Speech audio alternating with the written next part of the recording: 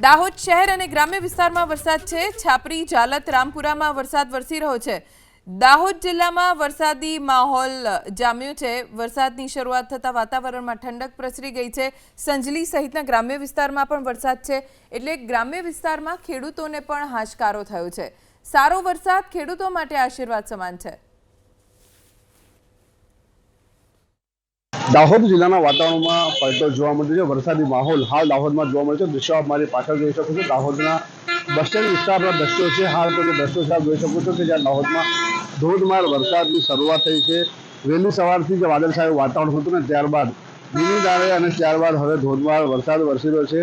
જોઈ શકો છો બસ સ્ટેન્ડ સહિતના વિસ્તાર છે। લોકોને કે જ્યાં વહેલી સવારે કામ નથી જતા હોય છે, લોકો વિદ્યાર્થીઓ કે જેઓ સ્કૂલે જતા હોય છે તેઓને પણ મુશ્કેલીનો સામનો કરવો પડે છે। ખાસ કરીને કે જ્યાં વહેલી સવારથી લોકો જ્યારે છત્રી અને રેનકોટ લઈને નીકળ્યા છે। દાહોદ સહિત સંજેલી સહિત આસપાસના જે વિસ્તારો છે, ગ્રામ્ય વિસ્તારો છે, જ્યાં વરસાદનો માહોલ શરૂ થયો છે।